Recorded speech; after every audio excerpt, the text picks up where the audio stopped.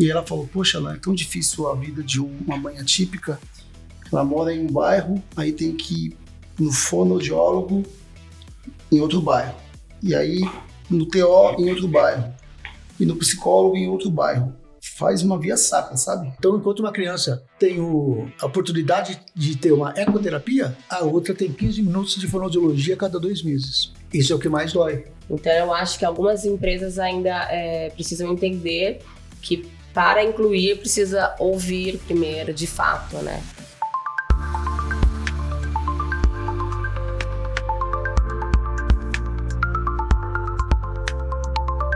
Olá, sejam muito bem-vindos a mais um Luft Talks. Eu sou o Thiago Rosa e abril é o mês da conscientização sobre o autismo, mas hoje a nossa proposta vai além da conscientização.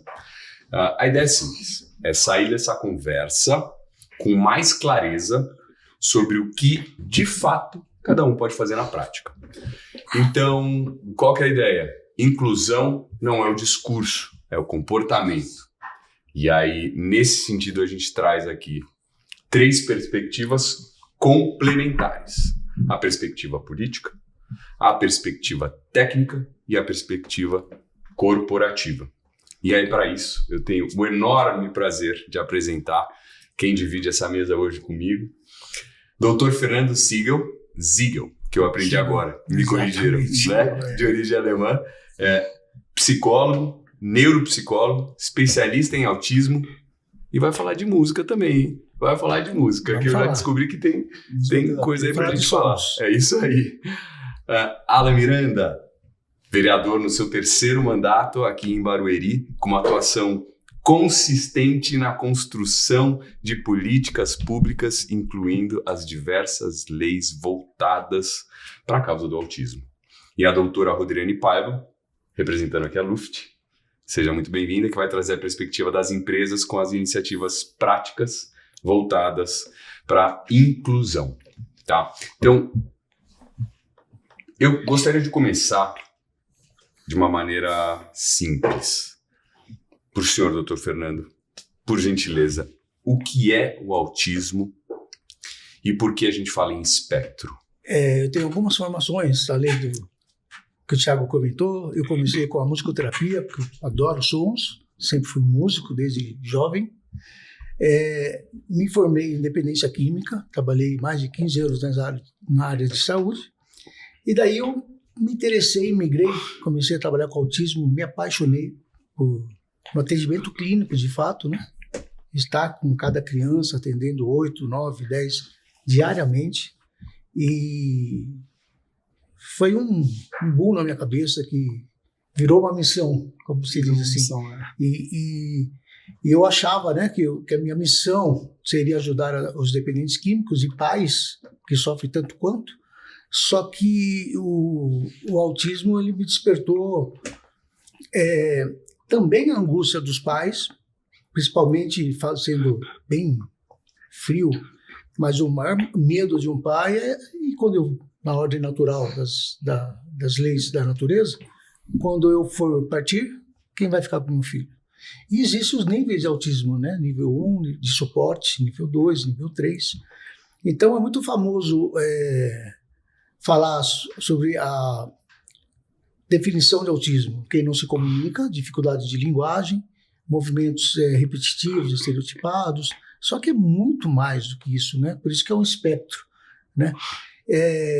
Antes de eu entrar e concluindo, daí eu senti a necessidade, trabalhando com autismo, de me formar em psicologia, mais 5 anos. Para atender o autismo, eu acho muito engraçado até um fato, todo mundo acha que psicologia vou no psicólogo e que é tudo igual.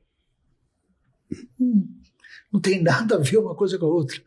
Então existe o psicólogo comportamental, que é o que trata o autismo, né, que a gente chama de ABA, análise do comportamento aplicado, só que em inglês, né, que vem do behavior, né, comportamento. E tem o terapeuta cognitivo comportamental, que tem uma visão de homem totalmente diferente, que é o pensamento que muda o comportamento, né? Tem a psicanálise, que é totalmente ao contrário do ABA, que pensa no inconsciente. Então, são coisas totalmente diferentes. E tem pessoas que falam, eu fui no psicólogo, qual abordagem ele fazia com você? Não sei, era psicólogo. E ainda hoje, em 2026, existe essa falta de sabedoria das pessoas, das diferenças do psicólogo.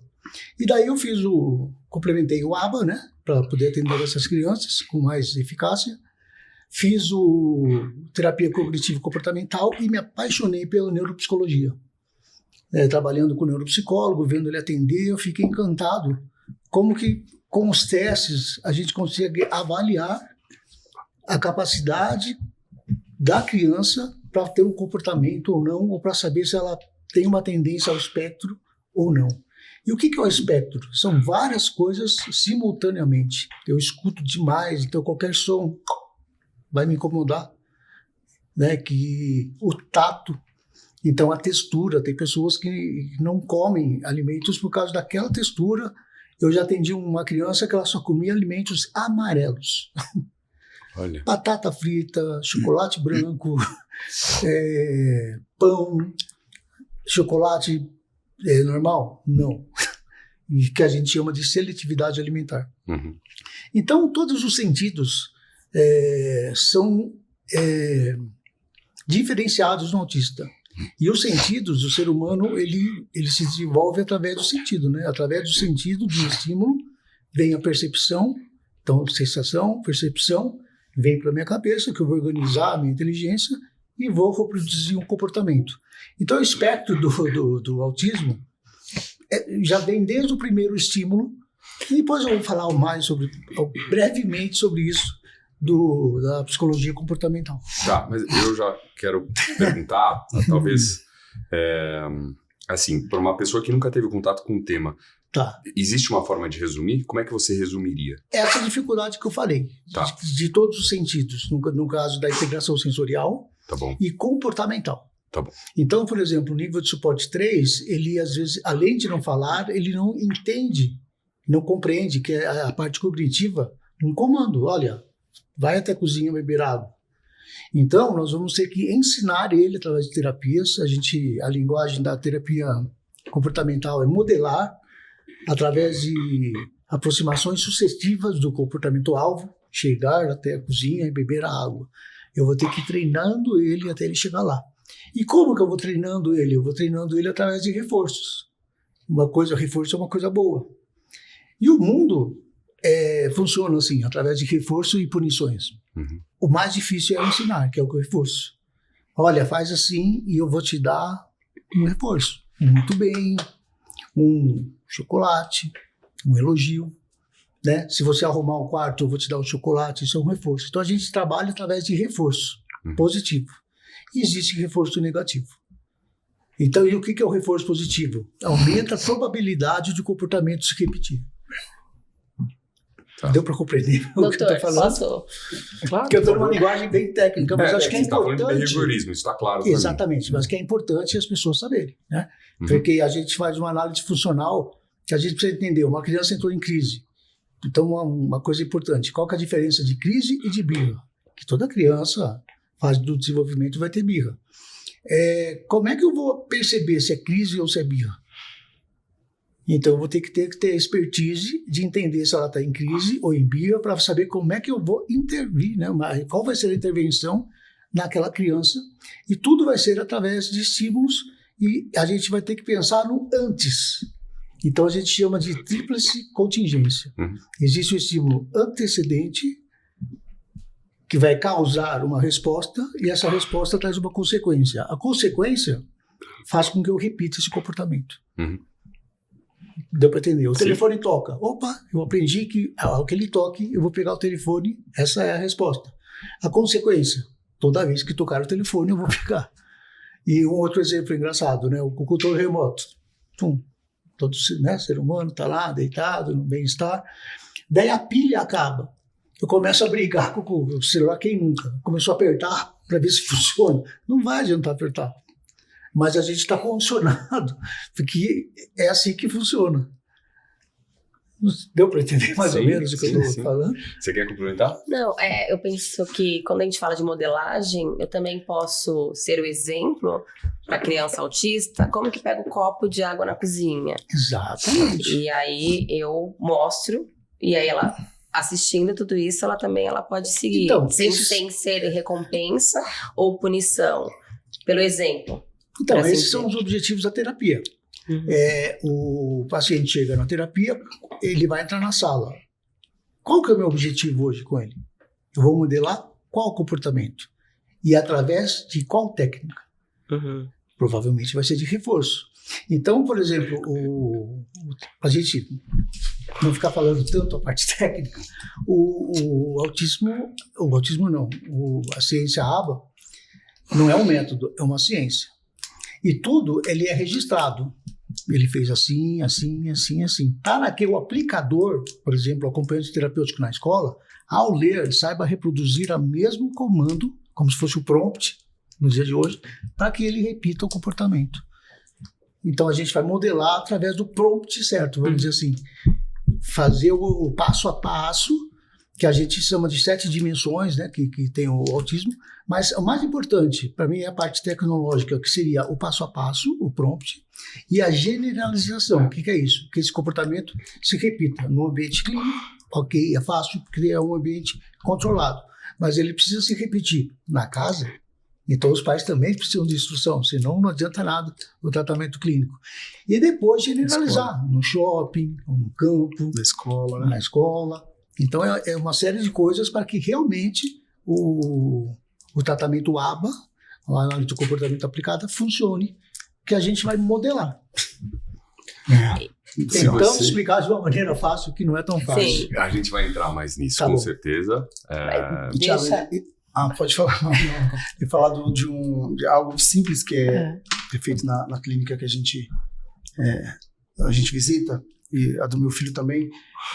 O ser humano, como é que ele vai aprender se ele não olha? Então, um dos aspectos do autismo é não olhar no olho. Como é que você vai aprender algo se você não consegue olhar no olho? Então, qual é a prática que você tem que aplicar na clínica? Você tem, primeiro, tentar fazer com que ele treine o olhar no olho, né? Exatamente. Então, assim, existem algumas técnicas assim, que a gente faz em casa, que a gente aprendeu em casa, que tudo que você for oferecer para uma criança, você coloca aqui, ó, perto do olho, e ele vai olhar. E aí você começa, porque o autista, se você olha pro olho dele, ele vai desviar. Não sabia disso. Ele vai fazer assim, ó. Isso é uma informação importantíssima. Ele vai desviar. Ele tem a Então, dificuldade quando você começa a criar esses estímulos, olha, o brinquedinho, olha o brinquedo aqui, Heitor, pá, olha isso aqui, aí ele vai começar a olhar no seu olho. Quando ele aprendeu a olhar no seu olho, ele vai começar a aprender a fazer as coisas. Então, algumas práticas, né? Pensando numa criança não verbal, por exemplo, que é o suporte 3. Se ele não olha no seu olho, como é que eu vou modelar? Então, eu preciso aprender o olho. Depois, desculpa, eu preciso aprender a apontar. Porque ele não fala ainda, eu quero não sei o quê, né, que já é comunicação alternativa. Então, ele precisa apontar, né, água. Às vezes ele vai até a cozinha. Então, a gente ensina na sessão ele a apontar. Qual brinquedo ele está querendo? Não, eu não vou te dar. Você vai apontar. Esses são treinamentos que a gente faz em clínica. O brincar funcional também, né, doutor? O brincar funcional. Então, às vezes você pega o carrinho, para ele não é nada. Ele roda a rodinha. Que pra gente é um estímulo delta. O que é o estímulo delta? Ele não brinca. É um estímulo neutro. Para ele, às vezes, pra ele não é nada aquele carrinho. Para uns, o carrinho, ele não vê o carrinho, ele só vê a roda e fica rodando. Existe muito, né, 80% de autistas que gostam de rodas. Qualquer coisa que gira, ele fica vidrado. Mas não é uma regra. Ou gosta de ficar alinhando as coisas. Então tem vários comportamentos que a gente observa para ver se realmente é autismo. Então tem esse do olhar, andar nas pontas dos pés. Muita gente não sabe, mas é um sinal do autismo. Então são vários traquejos que a gente já conhece que já caracteriza. Ele é uma criança autista. Como se fossem os critérios, né? Existe o Código Internacional de Doenças, o CID, né? E o DSM, Doença de Saúde Mental. Tem tantos critérios. Se você atinge tais critérios, você tem um diagnóstico tanto faz. Não é De não é gripe, um de sinal isolado, autista, né, doutor? Não não pode ser isolado. um sinal isolado. São Só várias olhar coisas simultaneamente. Na ponta dos pés e não olhar no olho, é autista. Não, tem que ser várias. Por isso que precisa fazer uma avaliação neuropsicológica para você entender. Tá. Por exemplo, numa avaliação neuropsicológica, você pode pegar um menino extremamente inteligente, sei lá, fiz semana retrasada. O raciocínio lógico dele acima do QI normal de um ser humano. A lógica dele. Só que entender a expressão, a palavra, a linguagem, lá embaixo. Uhum. Então vai apontar uma dificuldade, provavelmente, do autista. Uma discrepância. O autista, um outro importante falar, ele é muito literal, ele não entende expressão facial. Como ele tem problema de olhar, então ele não entende expressão, se você está triste, se você está bravo. Então, ele não entende piadas, vai chover canivete, ele vai ficar com medo, vai chover canivete. Então, essas piadas, ele não tem esse traquejo. Então, é uma série de coisas assim para a gente chegar e falar, é um autista. Sei. Que não é tão simples. Por isso que, finalizando a parte da neuropsicologia, nós usamos testes padrão ouro. O que é isso? É que todo médico conhece esse teste e sabe a linguagem. Ó, se deu 8, é um nível. Se deu 7, é um nível. Uhum. E é mundial, né? Então, tem testes de QI, velocidade de processamento dos neurônios, memória de longo prazo, atenção alternada, dividida, concentrada. Então, a gente analisa tudo para poder chegar numa conclusão. Agora, eu vou aproveitar até que você contribuiu, obrigado pela contribuição. Você já atuava pela causa. Já. Tá? E aí você passou a viver isso como pai. Né? Sim.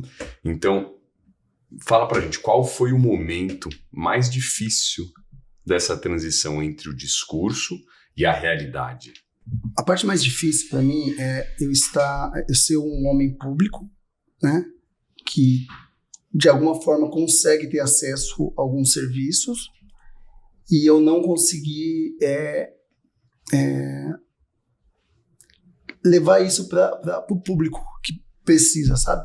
Isso me angustiava muito. Porque o que eu pensava? Poxa, meu filho tem o melhor tratamento. Hoje o Heitor, a gente tem uma liminar de um convênio que nós conseguimos, depois nós aprendemos a lidar com liminar também, e ele faz os melhores tratamentos, sabe, que a gente considera adequado. Mas e o filho daquele cara que vai lá no meu gabinete, por que ele não pode ter também essa esperança de ver seu filho falar, evoluir, andar? Então, isso foi o que mais doeu. E às vezes também você, mesmo com todas as terapias possíveis e impossíveis, você tem uma outra criança que tem um nível de suporte mais comprometido do que seu filho, e aí passa um ano, esse menino consegue evoluir, seu filho ainda não. Aí cada criança tem o seu tempo dentro, né, do que a gente fala que é o normal, né, doutor? Cada um tem o seu tempo de aprendizado. E de evolução também. Tem que entender que cada um tem o seu tempo para evoluir, entendeu? Então, às vezes uma terapia faz bem para o meu filho e a mesma terapia não faz bem para o filho do outro. Então, a gente tem a mania de comparar e não tem jeito. E dói bastante quando a gente faz essas comparações e aí o seu filho não sai do lugar, por mais que você tenha lutado bastante, e aqui a pessoa quase não. Então a gente começa a se cobrar. Você viu a minha esposa, por exemplo, ela se cobra todos os dias, né? Fala, poxa, mas a gente faz de tudo e o Heitor não evolui. Então essa é uma dor, dele, né? Essa é uma dor assim que. Mas isso, se me permite, grande. A diferença social no Brasil, que é gritante, né? Quando você passa no carro, em qualquer semáforo de São Paulo, um carro blindado e a pobreza do seu lado. E comparando com o que o Alan acabou de falar, isso é de doer mesmo o coração. Toda criança autista, que ela tem um convênio, ela tem um direito, se ela tem um suporte de nível 3, de 40 horas semanais só de psicologia. Se ela teve um problema de fala, mais, sei lá, 6 horas de fonoaudiologia. Problemas de integração sensorial, mais 6 horas de terapia ocupacional. Isso não se divulga, né? Não está explícito. Não se tá divulga, aberto, porque não tá. aí até o governo consegue, porque não tem estrutura. O CAPES não vai fazer isso. De uma forma, O CAPES, virou um comércio, né, passa. doutor? Virou um comércio muito... Exatamente. Por exemplo, no Comércio caso da gigantesco. criança vai passar na fono Clínicas. 15 minutos a cada 2 meses. Uma criança que tem a oportunidade de ter o convênio, que é o que eu acabou de falar, ela passa 6 horas por semana na fono. É uma diferença gritante da evolução. Né? E essa que eu comparei com a diferença social. É gritante. Então, enquanto uma criança tem a oportunidade de ter uma ecoterapia, a outra tem 15 minutos de fonoaudiologia a cada 2 meses. É, muito... Isso é o que mais dói na gente, né? A gente que vive o autismo. De saber que não existe a igualdade no tratamento para quem é o autista. Posso roubar um pouco seu espaço Pode. de Deve. entrevistador? Por favor. Mas antes de se tornar pai atípico, você já atuava nessas causas do autismo. De onde veio isso? Por que você quis fazer isso? Porque hoje você vivencia isso e faz sentido você querer, né, ajudar todos os pais atípicos, toda a família atípicas. Sim. Mas antes... Antes, vou te contar uma história. Eu tinha uma assessora, né, que ela tinha um filho autista, tem um filho autista, e numa conversa, num desabafo, ela veio chamar, falou, olha, eu preciso conversar. E ela falou, poxa, Alain, é tão difícil a vida de uma mãe atípica, ela mora em um bairro, aí tem que ir no fonoaudiólogo em outro bairro, e aí no TO em outro bairro, e no psicólogo em outro bairro. Faz uma via sacra, sabe? E o CRETEA, o Centro de Referência do Autismo, ele atende 600 famílias hoje na cidade. Tem uma fila de mais de 6 mil pessoas. Tem um critério. Um CRETEA. E aí tem os polos TEA, que são nas UBSs, que é também um profissional de cada área, um TO, um fono e um psicólogo nas UBSs para detectar o autismo, né, para fazer essa investigação, né, doutor? Então é isso. Mas lembrando que isso foi o Alan que fez. Existe um CRETEA em Barueri. Pergunto se tem em outras cidades.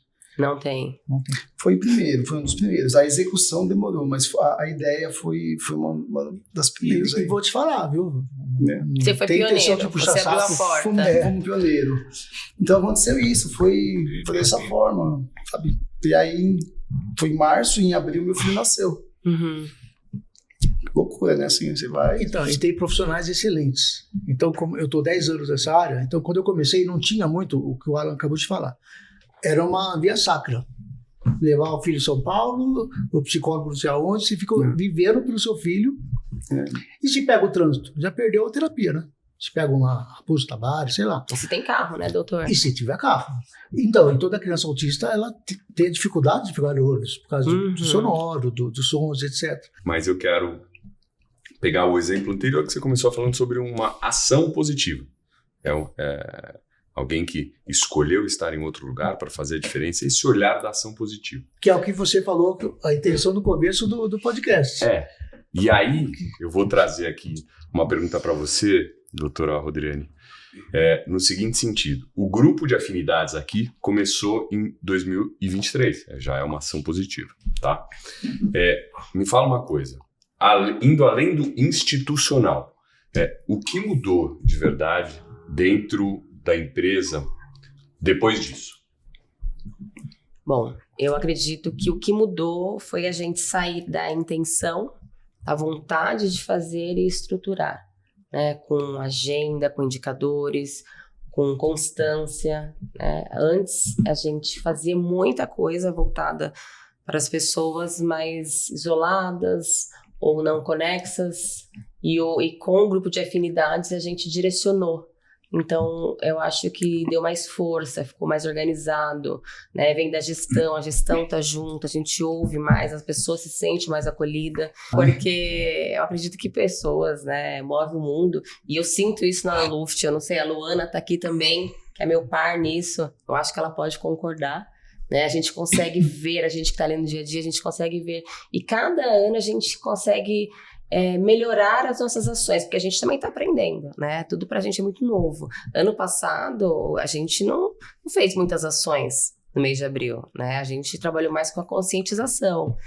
E aí a gente falou, agora a gente tem que começar a colocar em prática. E foi daí que a gente começou, então, a agir, né? Sair um pouco da fala, das campanhas e começou a agir. A conscientização, a gente fala que a conscientização sem ação é hipocrisia, né? Tem que ter os dois. Agora, vindo rápido de novo para dentro da empresa, como é que uma pessoa, na prática, significa ela ser aliada da causa?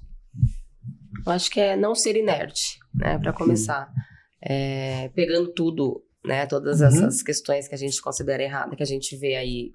E o que a gente está fazendo para que essas coisas não aconteçam, né? Então, eu acho que ser aliado é você ser anti-preconceito, antirracista. Muito bem. Porque não adianta eu falar que eu sou a favor, eu apoio, mas diante de alguma situação eu falar, não é o meu lugar de fala, eu não vou me meter. Então, eu acho que ser aliado é não ser inerte. É partir para a ação. Olhando, assim, sobre o aspecto do mundo corporativo como um todo, não falando da empresa só aqui, mas olhando para o mundo corporativo, você tem, ou teria como a gente pensar que onde as empresas ainda falham, mesmo com boas intenções? É justamente o que a gente falou, né? Eu acho que a conscientização sem a ação. Eu acho que as empresas, elas fazem muita campanha, elas falam sobre... Mas não age. Não faz um ambiente acolhedor, inclusivo. Ou então faz um ambiente acolhedor, mas sem ouvir as pessoas que precisam. Então, da cabeça, às vezes, da empresa, ela acha que se eu colocar essa mesa preta aqui vai ser melhor para você...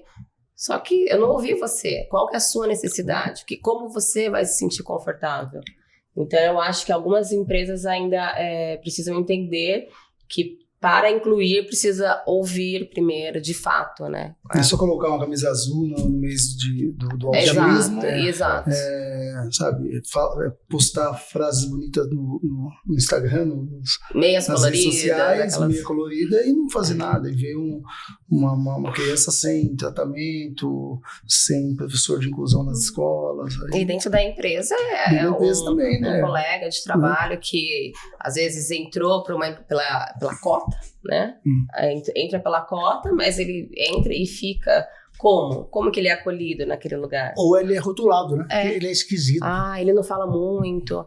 Por isso que, especificamente, dentro do grupos de afinidade, a gente tem um grupo Agir, que é a inclusão além da cota. Eu não quero só cumprir a cota que a lei me exige. Eu quero, de fato, ter pessoas brilhantes, né, dentro da empresa, mas não só colocar. Eu preciso atender a necessidade. Não é focar no que ele tem de deficiente. Não. Tem que focar no que ele tem de bom. Total.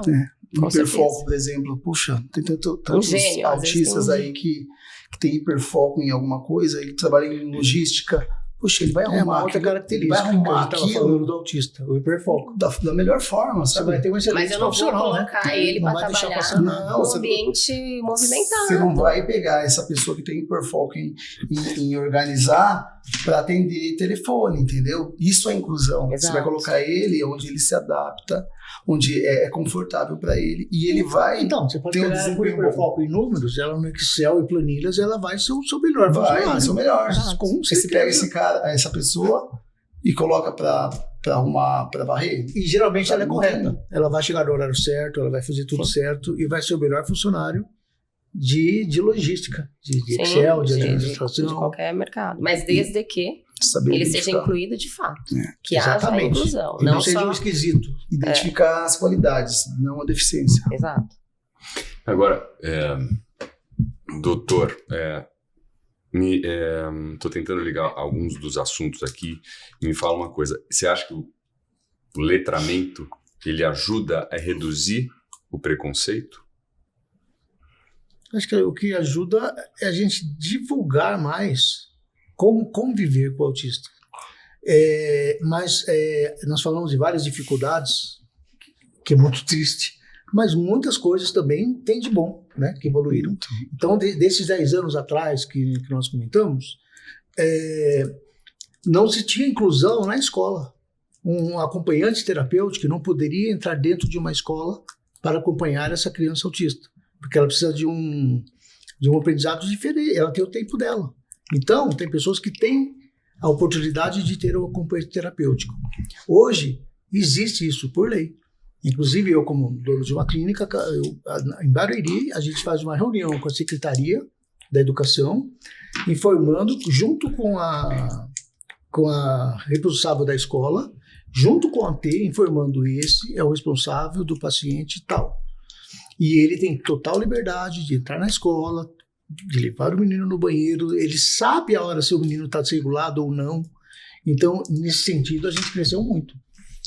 Então, essa questão do acompanhante terapêutico, são dois profissionais que, na verdade, o autista ele tem um direito, né, pela lei Berenice-Piana de 2012. Pensando na criança, né?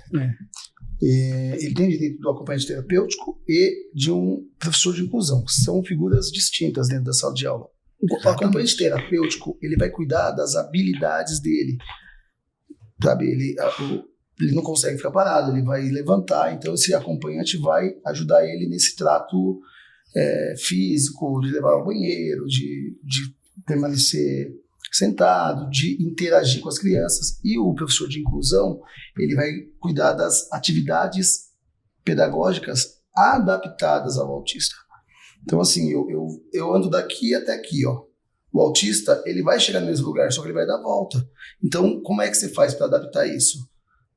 Com um professor de inclusão. E hoje as escolas, na maioria do Brasil, aí, não tem essa inclusão de fato. Então, muitos autistas vão para a escola e acabam sofrendo mais do que, na realidade, se estivessem em casa, de verdade. Né? Poucos têm o direito de um AT. E esse um professor de inclusão tem que cuidar de 6, que ele nem sabe o dia a dia. Na escola ainda. Na escola isso não, é forte, não que a gente existe. está falando. Infelizmente. Eu estou até voltando a juntar com aquilo que você estava me falando do início do espaço como um público mesmo, como um público, né? E aí fica na minha cabeça vindo a pergunta, o que falta? Eu imagino a resposta por onde a gente está caminhando aqui, mas o que falta hoje do poder público? Né? Porque quem tem condições privadas, a gente já entendeu, o caminho não é fácil, mas existe um caminho.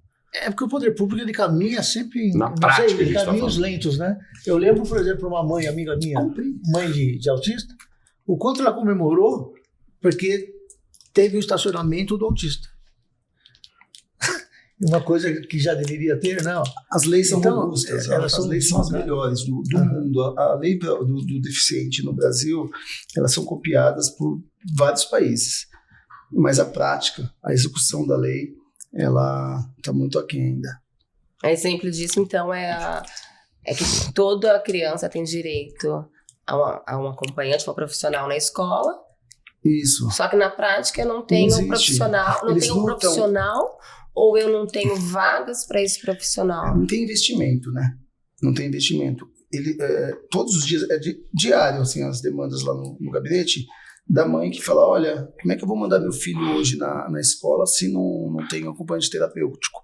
E se ele ficar sozinho, ele vai ficar andando para lá e para cá, e ele não vai aprender nada. E as crianças vão judiar dele, sabe? Vão cometer bullying com ele. E os próprios profissionais da escola não sabem como lidar. Não sabem porque não tem a formação. Quantas vezes eu não vi que uma mãe reclamar, olha, me ligaram correndo para pegar meu filho. Daí o cara largou o trabalho, saiu correndo, falou, meu filho tá morrendo, chamaram a SWAT, aconteceu alguma coisa. Ele estava andando, era só chamar ele e pegar. Não tudo sabe muito novo isso aí. da criança, era uma coisa tão simples. Doutor, não é tudo muito novo hoje, né? A questão até do direito, porque antigamente os autistas eles estavam onde? Nos manicômios. Exatamente. Entendeu? Estavam trancados dentro de casa, amarrados dentro de casa. Aí a gente tá vendo a hoje história da psiquiatria. E hoje os CAPs. Então, hoje as mães resolveram colocar seu filho pro mundo, entendeu? Clamar o direito deles. E hoje eles podem estar na escola, podem estar nos parques. Antigamente eles estavam dentro de casa, amarrados. Antigamente o autista era visto como um bicho violento, que ia atacar a qualquer momento. Jamais, jamais, jamais. Não, você quer um testemunho forte? Eu trabalhei 15 anos com dependência química. Em uma das, tinha um menino autista. Então não existe mais a psiquiatria, mas ele estava internado numa Junto clínica com de dependente químico e ele não participava de grupos nenhum. Aí entra a minha musicoterapia. Na parte de musicoterapia, envolve um monte de coisas. Eu envolvia arte-terapia junto, argila. Ele conseguia ir no grupo e participar, pintar ou tocar um instrumento. Mas ele estava dentro de uma clínica de dependência química, que não era o lugar dele. Acho que a saída aí para o futuro, porque uma hora o Estado não vai aguentar. Não vai aguentar, não tem como. Esse gargalo não tem como aguentar. É a orientação parental. É cuidar de quem cuida. Primeiro você cuida da mãe. Como é que uma mãe sobrecarregada vai cuidar do seu filho? Se ela está psicologicamente abalada. Não consegue. Então você tem que cuidar primeiro dessa mãe, para ela ter condição de cuidar do seu filho. Ensinar a sua mãe, porque você vai tratar seu filho dentro de casa. As terapias vão ser dentro de casa. Porque esse ambiente de clínica logo vai acabar. Logo vai acabar. Mas eu acredito que a saída para o futuro é uma orientação, é um treinamento parental para as mães, para o familiar do autista, para saber lidar com toda essa situação, porque é comportamental. Você treina comportamento. Ele falou do ABA. A ABA é uma ciência de comportamento. Doutor, você me corrige, pelo amor de Deus, tá? Eu não sou especialista, mas assim, você dá uma bala para uma criança e aí você pede para ela abrir. Quando ela abre essa bala, ela conseguiu fazer isso, você não vai ficar inerte a isso. Você vai elogiar, mas elogiar muito. Isso é um reforço positivo. É um reforço positivo. Que você fala, poxa... Por mais que ela jogue o papel no chão. Nossa, você conseguiu, mas você tem que gritar mesmo, você conseguiu, parabéns. Isso vai causar estímulos no cérebro dessa criança. Exato. Que vai começar a fazer as ligações que necessita. Que vai modelar, que ela vai repetir esse comportamento. Ela vai falar, poxa, isso é bom, Próximo passo, repetir. ensinar ela a pegar o papel que ela jogou no chão. Mas se você me permite... É um treinamento, tá vendo? Já estou treinado, assim, mais ou menos. Mas quando as pessoas precisam estar treinadas na sociedade, sabe? Você está falando da sociedade, vou voltar um passo atrás falando de família. Qual é o maior desafio que você enxerga no momento do diagnóstico para a família? O maior desafio familiar? Ir atrás das terapias que não tem. Quando você pega, porque o diagnóstico ele é feito geralmente, tá? Pelo um psiquiatra e pelo um neuropediatra. Geralmente, né? Mas hoje a medicina prevê que qualquer médico possa laudar desde que ele seja especialista. Médico pode laudar, psicólogo não lauda, TO não lauda, fono não lauda, quem lauda são os médicos. Então, geralmente são esses dois profissionais que faltam no mercado, igual o doutor falou. Não tem médico. Então hoje quem lauda são os psiquiatras. Diagnóstico. Agora vamos lá, vamos começar a fazer as terapias. Vamos lá marcar um fono, o menino tem atraso de fala. Vamos marcar um fono? Marcou, daqui 6 meses tem um fono. Para fazer uma avaliação, né? Vamos marcar um TO? TO não tem no mercado. Não tem. É igual caviar. O TO se pegar um TO você segura. E um psicólogo, a mesma coisa. Então, assim, não tem Eu conheço algumas famílias atípicas e eu acho que, como vocês, né, a família atípica está tão inserida nisso e ela quer entender, não só economizar, mas ela quer entender. Eu conheço algumas que começaram a fazer cursos especializados, né, em terapias ocupacionais. Muitas mães fazem isso. Isso, as mães. E fazendo justamente para apoiar, porque não é só a terapia lá na clínica, né? Chega em casa e ainda tem a lição de casa, tem que continuar estimulando, fazendo, e aí tem que fazer com propriedade. É um trabalho em conjunto que vai entrar naquela parte que eu te falei, da generalização. O meu comportamento tem que ser igual em todos os lugares, da criança, no caso. Agora é legal, aqui a gente está falando do impacto real, que você deu exemplo real, e tem algumas outras iniciativas que eu gostaria de falar aqui, que eu acho que a mesa toda aqui está em conjunto, que existe o simpósio, que a Luft participou, que foi o 6º simpósio sobre autismo, e vai ter a caminhada na conscientização, que é uma iniciativa que eu queria que você falasse um pouco mais. O primeiro simpósio nasceu quando nós descobrimos o diagnóstico, E aí nós chamamos especialista para realmente falar o que eu estava falando agora, dar treinamento para esses pais. Começar a mostrar o caminho para esses pais que não sabem a porta que vai entrar. Levar conhecimento. Então, levar conhecimento. O Dr. Fernando, nós levamos vários especialistas. No primeiro simpósio, nós levamos 7 palestrantes. Todo mundo falou, menos os pais. No segundo, a gente percebeu, diminuímos. Então, nesse último, agora no 6º simpósio, nós levamos apenas 2 palestrantes. E quem eram os palestrantes eram os pais. O que nós percebemos, doutor? A necessidade que os pais têm de falar, de se abrir. E aí, com essa ideia, o doutor Fernando falou, poxa, a gente precisa abrir uma roda de mães atípicas para deixar elas falarem, para deixar elas desabafarem. E aí ele vai aplicar toda a técnica que ele tem para confortar essa mãe, porque é uma carga muito pesada, muito difícil. O autismo é muito difícil. É bem difícil para quem tem condição. Agora você imagina para quem não tem condição. Confesso que foi a parte que mais me impactou. Das mães tirando, né? a parte, obviamente, que eu já fui esperando, né? A parte técnica, clínica. Sim. Sabia que ia enriquecer essa parte do conhecimento, mas eu não esperava ver essas mães, que a mesma fala pais, forte, né? Pais, com amor, mas exausta. Exausta. E às vezes ela não estava pedindo nada, ela só queria ser ouvida. Só queria ser ouvida. E aí me tocou, porque eu tenho várias mães atípicas ao meu redor e eu nunca acolhi. Eu sempre reforço o quanto ela é guerreira, nossa, te admiro, mas eu nunca perguntei, sei lá, acolhi. E olha só, né, a carga dela já é pesada e ainda tem um poder público que não cumpre as leis. Então você já tem a expectativa do seu filho evoluir ou não, e ainda ela tem que ficar se humilhando para que resguarde o direito dela, que já está na lei. Sabe? Então é revoltante. Às vezes. Um absurdo que eu não sabia também que tinha validade, né? Eu tinha que.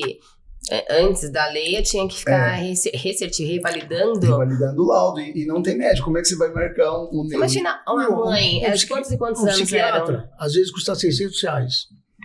Eu não vou falar o nome do banco, mas ele está pedindo a validação a cada 4 meses. Mas não pode. E não aí? pode. E para que validação se a gente sabe que é para sempre? É uma pergunta que já não sei lei. Isso é lei, né? Não, mas antes da lei, lei qual era o período de revalidação? Poder aceitar. Vou te dar um exemplo, vai. Um autista que é considerado deficiente, ele tem o direito de andar de ônibus com um acompanhante, tá? Gratuito, de forma gratuita. E aí, o que as empresas de ônibus fazem? De ano em ano, ela recolhe novamente os exames, toda a documentação. Toda a documentação. A parte do Só que o autismo, ela é uma condição permanente. Como é que você vai... Não vai estar curado ano que vem. Não tem... Como é que o ano que vem não vai deixar de ser autista? Mas ele tem que refazer a carteirinha.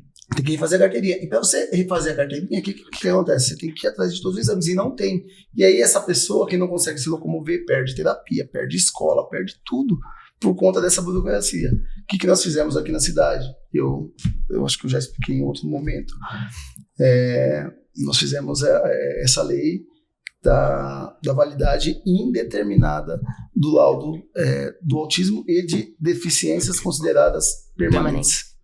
Quer dizer, se a gente não fala sobre isso e não traz voz, né, não conscientiza de fato, isso a gente nem sabe o quanto está doendo do nosso lado, né? Então, exatamente. De novo, o simpósio, a caminhada, falei isso porque essa outra iniciativa, eu quero ter o prazer aqui de mostrar para você que a gente não só faz as coisas, we walk the talk, sabe? A gente faz aquilo que a gente fala. E nesse sentido, vamos presentear ele aqui. Mostra pra ele. Chegou. Mentira, mano. Camiseta. Em primeira mão. Primeiro exemplar. Ai. Dia 25. Você sabe que eu chorei em todos os simpósios, né? E nesse último eu nem chorei, não tem como. A gente chora porque a gente sente na pele, sabe? As expectativas, as angústias, as frustrações, as alegrias. E aí, quando nós criamos a caminhada do autismo, não foi só para todo mundo ficar de vermelho, não. É para encontrar mesmo as mães, sabe? Abraçar, beijar, perguntar como é que tá. Tamo junto, sabe? E aí nós fizemos aí essa camiseta. Compartilhar as dificuldades. Ficou linda, deixa eu ver. Olha que a Luft fez, cara. Ficou lindo, olha. Olha que coisa linda, cara. Olha que lindo. E a gente vai estar lá, dia 25. Uma das mais bonitas que eu já vi. Linda, linda, linda. Muito obrigado mesmo, de coração. E os pais colocam essa camisa aqui, mostrando assim, ó, estamos juntos. É isso. Sabe? Estamos juntos, não é... E essa camisa aqui é só um símbolo, mas as ações estão acontecendo, sabe?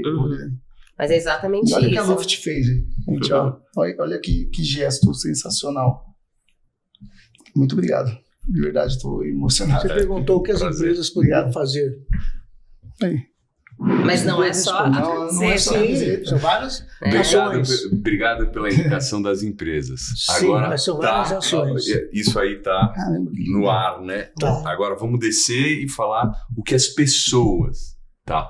O que quem tá vendo aqui pode fazer, quem tá ouvindo aqui pode fazer diferente já amanhã para contribuir com a inclusão. Tá. Eu acho que se cada um fizesse a sua parte, o que me chocou, por exemplo, no simpósio, dar fala para as mães. E uma das primeiras falas de uma das mães, no sábado, foi ela chorando e falando, o autismo não é lindo coisa nenhuma.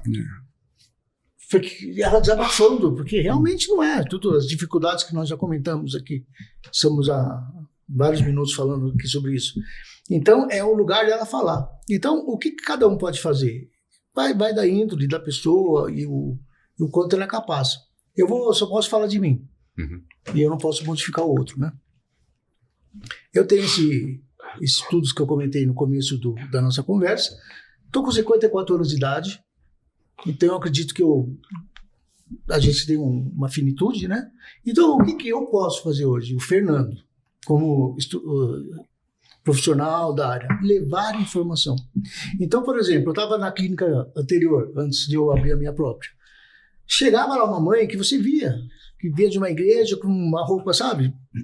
E precisava de ajuda. Eu falava, quanto você pode pagar? Porque um teste neuropsicológico custa R$3.500. Né? Então, 10 sessões vai dar R$350. Ela falou, dá R$80. Daí ela vinha com o dinheiro contadinho. Daí no outro dia, ela vinha com o dinheiro contadinho. Daí eu enrolava ela. Falava, eu não terminei, na verdade, o teste passado, então eu não vou cobrar hoje, tá?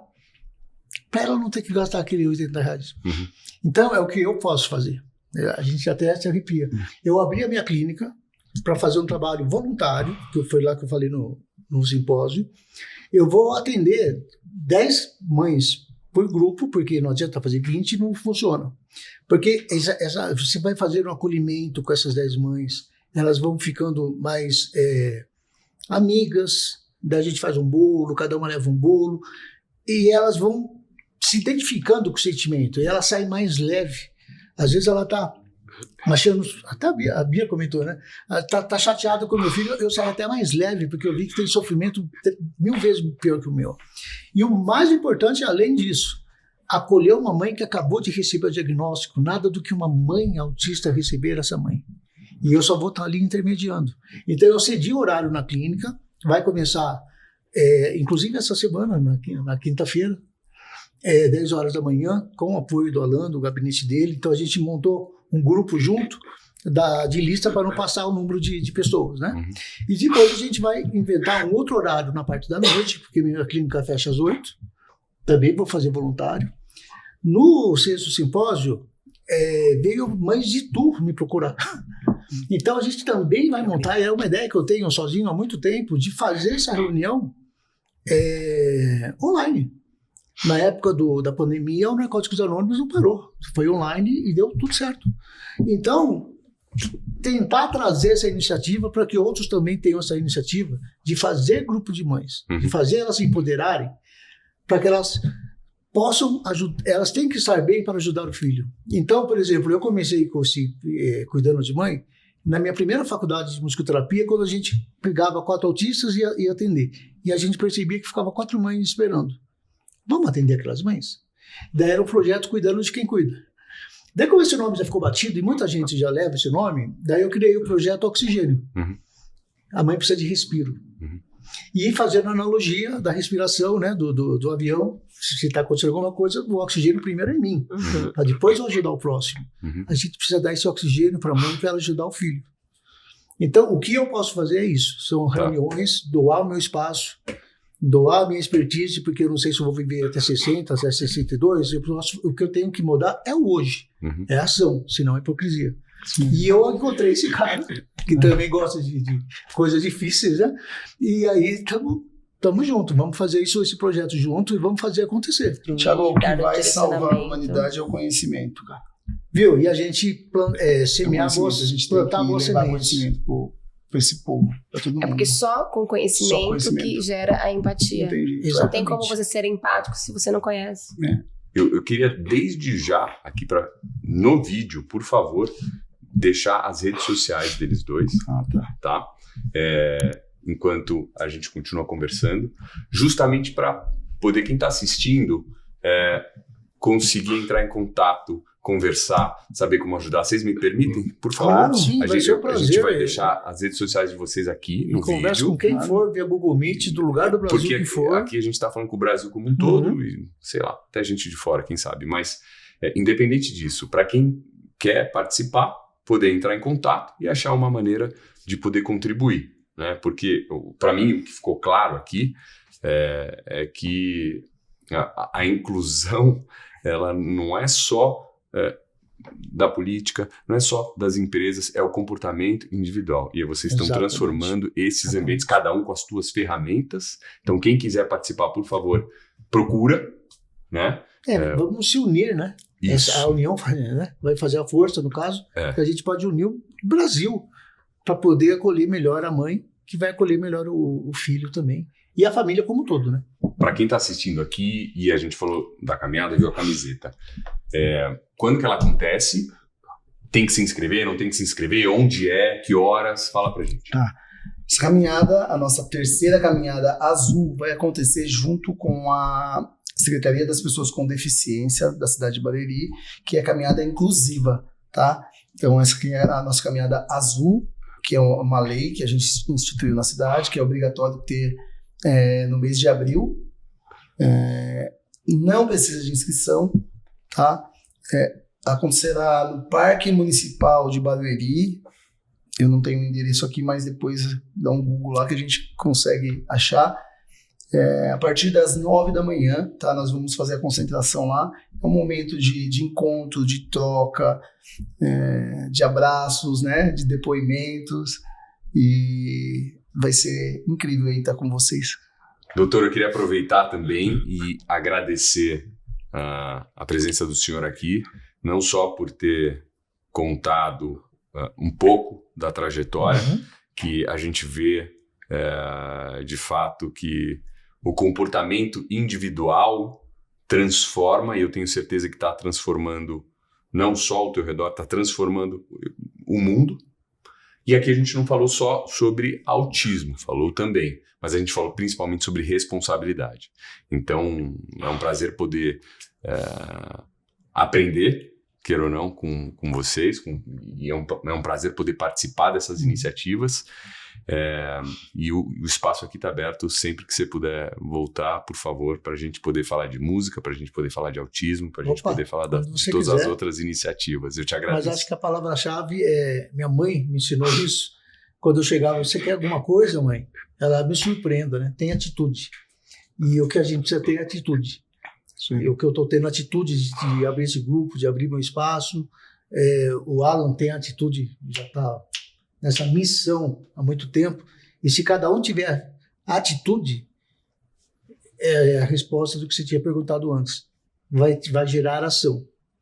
E a ação vai ajudar a recuperação de dependentes químicos, que também é uma causa minha, mas como a recuperação de uma família funcional, para que ela possa ter estrutura para cuidar do filho dela, que é autista. Você vê como dá para a gente fazer muitos outros podcasts, porque tem muita coisa para falar. E a gente vai fazer.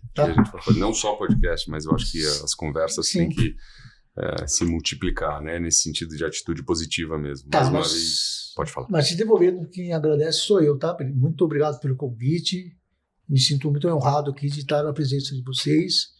E fico muito feliz de ter participado, ter feito uma dinâmica, fazer as pessoas... É o meu papel na vida, né? Como músico. Eu consegui fazer, em alguns momentos, as pessoas sorrirem no dia do simpósio, brincando, tentando falar junto ao mesmo tempo, com dinâmicas, que é isso que eu vou fazer no grupo de mães, né? Trazer dinâmicas, fazerem elas sorrirem, trazer o sorriso de volta. Porque por segundos eu quero que elas esqueçam que são mães autistas. Aproveitando, queria te agradecer também pela ilustre presença, pela contribuição e parabenizar pelo teu trabalho. Sem dúvida nenhuma que faz diferença, não só dentro da tua família, mas no entorno e no mundo também. Pode ter certeza. Obrigado pelo prazer e pela honra da conversa aqui. Obrigado. Obrigado pela oportunidade. Doutora Rodriane, queria que você colocasse as tuas considerações aqui e te agradecer, te parabenizar pelas iniciativas e te agradecer pela presença. Por favor. Eu que agradeço, Thiago, pela mais uma oportunidade de falar de causas tão importantes. Eu queria falar que isso daqui que a gente está fazendo, a gente está usando do nosso lugar de fala como aliado.